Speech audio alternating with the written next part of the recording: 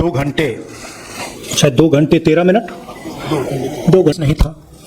विषय मैं नहीं था, विषय मेते एरिया में गए। हमें साफ कहा गया था कि अगर आपकी सिक्योरिटी डिटेल में, छोड़िए नहीं जाना चाहते हैं, उसके भी कहा तो हिंदुस्तान की army disappeared in Manipur. It does not exist.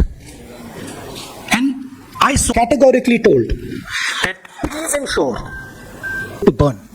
He allows Manipur to burn because if able to go to Manipur. I'm aware of those reasons. I don't want to say them publicly on the agenda in Parliament. And what did the Prime Minister do? He ridiculed the state. He ceases to be. कल प्रधानमंत्री जी ने parliament में 2 घंटे, शायद 2 घंटे 13 minute, 2 घंटे 13 minute भाषण किया। उसमें अंत में 2 मिनट उन्होंने मणिपुर की बात की। मणिपुर में महीनों से आग लगी हुई है, लोग मारे जा रहे हैं, बलात्कार हो रहा है, बच्चों को मारा जा रहा है। और अगर आपने देखा होगा कल तो प्रधानमंत्री हंस हंस के बोल रहे थे, मुस्कुरा रहे थे, जोक्स क्रैक कर रहे थे, हंस रहे थे। ये उनको शोभा नहीं देता है। हिंदुस्तान का प्रधानमंत्री, अगर इस देश में हिंसा हो रही है, दर्द हो रहा है, हिंदुस्तान के प्रधानमंत्री को 2 घंटे मजाक नहीं उड़ाना चाहिए। विषय कांग्रेस नहीं था, विषय मैं नहीं था, विषय मणिपुर है। मणिपुर में क्या हो रहा है और उसको एकदम क्यों नहीं रोका जा रहा है, ये विषय। मैं आपको अपना एक्सपीरियंस देता हूं, जो मैंने शायद अभी तक बोला नहीं, शायद पहले बोल देना था। मैं अब तकरीबन 19 साल से राजनीति में हूं और मैं हर स्टेट में गया हूं। बाढ़ आए, तूफान आए, सुनामी आई थी, हिंसा होती है, हम जाते हैं। 19 साल के एक्सपीरियंस में जो मैंने मणिपुर में देखा और सुना, वो मैंने कभी पहले नहीं सुना था। मैंने पार्लियामेंट में बोला कि प्रधानमंत्री जी ने, अमित शाह जी ने भारत माता की हत्या की है, मणिपुर में भारत को खत्म कर दिया है। मैंने ऐसे नहीं बोला था, ये खोखले शब्द नहीं है। मैं आपको समझाता हूँ मैंने ये बात बोली क्यों। जब हम मणिपुर पहुंचे, हम लैंड किए, हमें मणिपुर में दौरा करना था। जब हम मेते एरिया में गए, हमें साफ कहा गया था कि अगर आपकी सिक्योरिटी डिटेल में कोई भी कुकी होगा, उसको आप यहां मत लाइए क्योंकि हम उसको मार देंगे। और जब हम कुकी के एरिया में गए, हमें कहा गया अगर कोई मेते आपकी सिक्योरिटी डिटेल में होगा, उसको आप मत लाइए, उसको हम गोली मार देंगे। हम जब गए, हमें मेतेज को परे करना पड़ा, हमें कुकीज को परे करना पड़ा।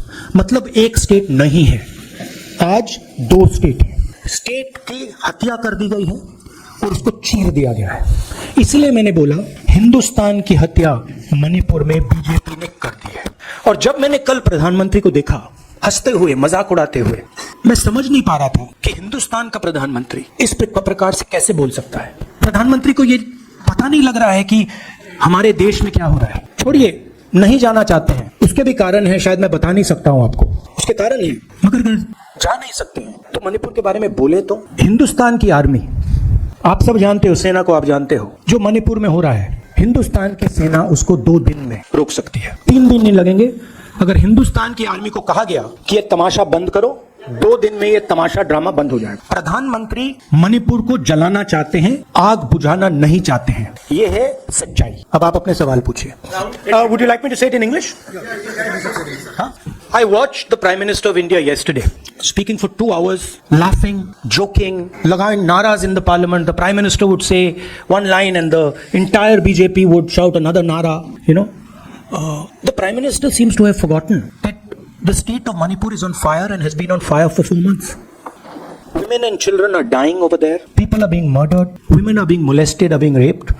And the Prime Minister of India is sitting in the middle of the parliament shamelessly laughing. This is not about Rahul Gandhi. This is not about the Congress party. This is not about the opposition. This is about India.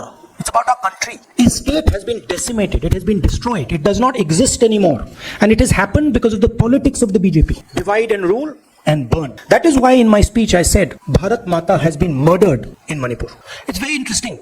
For the first time the words Bharat Mata have been expunged from the parliament. It's an insult to those words. Whatever I said that is wrong. I have said Bharat Mata, which is an idea, which is the idea of India, where everybody lives peacefully, harmoniously, with affection, has been killed in Manipur. It's a fact. So the word itself now cannot be spoken by the people of India. We cannot say Bharat Mata in parliament. I want to tell you about my own personal experience of Manipur. I've spoken to you about, I spoke in parliament about the women I met, the pain I heard, but I want to tell you why I said India has been murdered in Manipur. And I said it because Manipur no longer exists as a state. A state requires control. A state requires authority. That is disappeared in Manipur. It does not exist. And I saw this with my own eyes. When we went to Manipur, when we went to the Meitei area, we were categorically told that please ensure, we want you to come, we love you, but please ensure that if there are any cookies in your security detail, they do not come into our area or we will shoot them. When I went into the cookie area, we were told the same thing. We love you, we want you to come, but please make sure if there are any Meiteis in your security detail,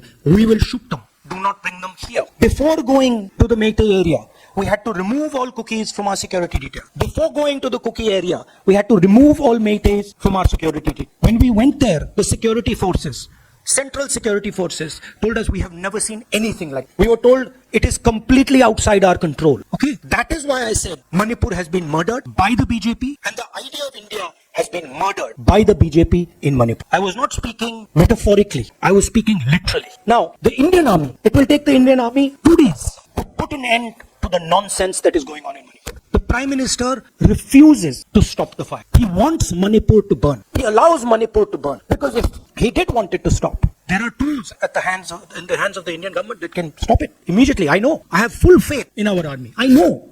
And every Indian citizen knows that if the Indian army is told, please put an end to this, it will stop immediately. There are reasons for the PM not being able to go to Manipur. I'm aware of those reasons. I don't want to say them publicly. But there are clear reasons as to why the Prime Minister is not going. That is why we wanted the Prime Minister to speak in Parliament. That is why we wanted Manipur to be on the agenda in Parliament. And what did the Prime Minister do? He ridiculed the state. He ridiculed the women of the state. He laughed at the women of the state. That's the truth. Now please ask your questions.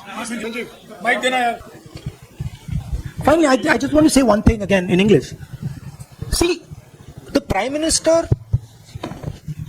when he becomes Prime Minister, he ceases to be a politician. He becomes the representative of the voice of this country. The politics should be put aside and the Prime Minister should speak not as a petty politician, as the leader of a political party, but the Prime Minister should speak with the weight of the Indian people behind him. And it's tragic to watch Mr. Narendra Modi. It's sad because the Prime Minister does not understand what he actually is. He is our representative. He's my representative. He's all our representative. And watching the Prime Minister spend 2 hours talking about the Congress, talking about the opposition, making ridiculous remarks about the name, this really does not do justice to an Indian Prime Minister. I've seen Prime Ministers from the Congress party. I've seen Prime Ministers from the BJP. I've seen Mr. Vajpayee. I've seen Mr. Devgowda. None of them have ever done this. There's a complete misunderstanding in the mind of Narendra Modi ji about what the Prime Minister of India is. Rahul ji, you wanted the Prime Minister to speak in Parliament, and now that he's spoken, and you've said that he wants Manipur to continue to burn.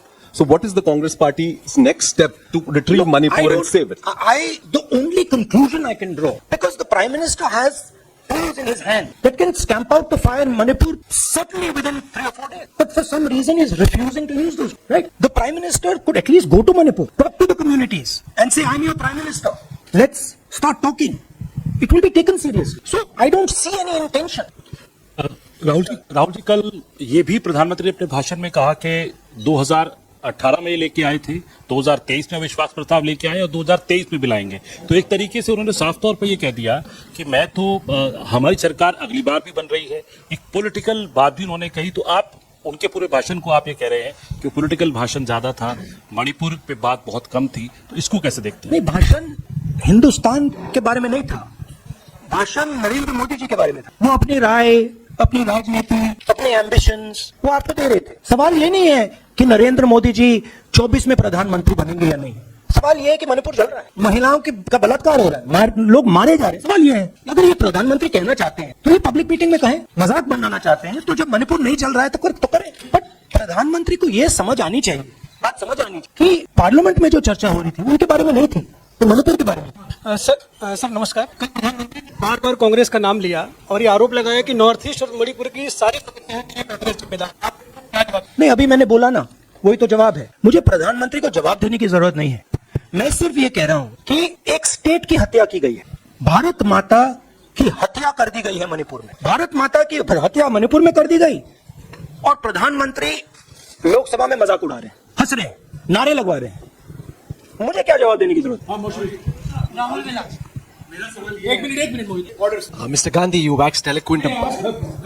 Rahul, आपने बोला कि प्रधानमंत्री ने बोला सदन में कि गृह मंत्री अमित शाह ने विस्तार से जवाब दे दिया। अमित शाह साहब ये कहते हैं कि मणिपुर के सीएम को हटाने की जरूरत इसलिए नहीं है क्योंकि उन्होंने हमारी पूरी बात सुनी और वो कभी भी कोई हमने डीजीपी चेंज किया, डीजीपी चेंज कर दिया, उन्होंने जो भी प्रशासनिक व्यवस्था हम चेंज करना चाहते थे, इसलिए मणिपुर सीएम को हटाने मणिपुर सीएम, जब मैं मणिपुर गया, मणिपुर सीएम ने जो मणिपुर में हजारों वेपन्स जो लूटे गए, वो मणिपुर सीएम के नीचे ही हुआ। तो क्या अमित शाह चाहते थे कि ये हजारों वेपन्स लूटे जाएं? राहुल जी, जो हिंसा चल रही है, क्या अमित शाह चाहते हैं कि हिंसा चलती जाए? चीफ मिनिस्टर उसको रोक नहीं पा रहा है। अमित शाह जी कह रहे हैं कि भैया वो हमारी बात मान रहा है।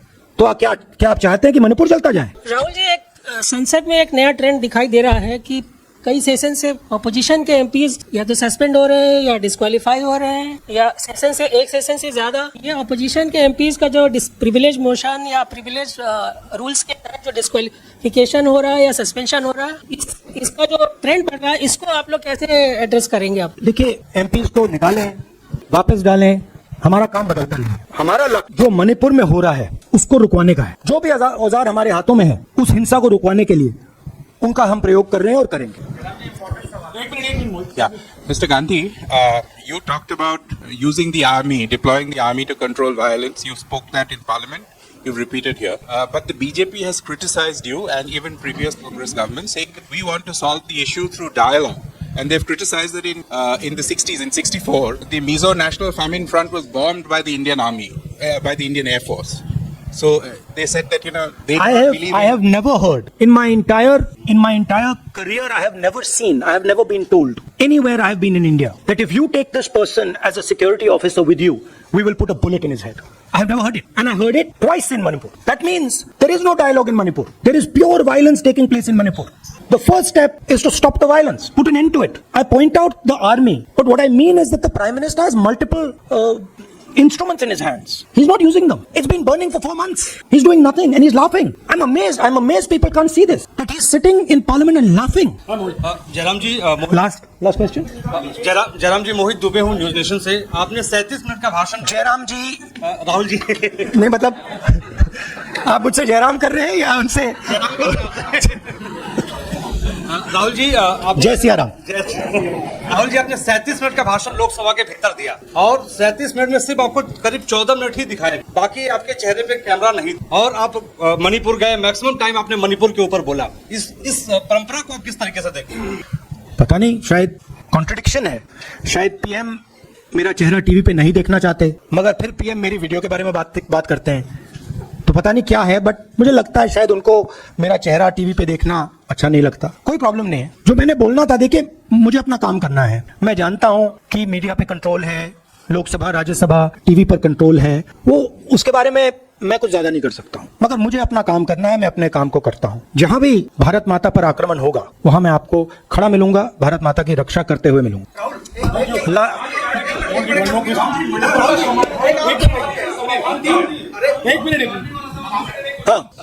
Okay, last question, brother. The Supreme Court has already said what it has in terms of a constitutional breakdown, as well as now, you are asking for the army. Do you believe that Article 356 is the only way out? I'm not asking for anything. Please don't misunderstand. It is not my place to decide which tool the Prime Minister can use, which instrument he should use. I am pointing out that there are multiple instruments that the Prime Minister has at his disposal, and he is not using a single one. I'm pointing out that Manipur has been burning now for 4 months, and the Prime Minister is in a very good mood. He's sitting in Parliament, he's laughing, he's joking, his entire cabinet is in giggles. This to me seems completely insane. This has got to stop. India is burning in Manipur. The idea of India has been destroyed in Manipur. Let's rebuild it quickly. Thank you.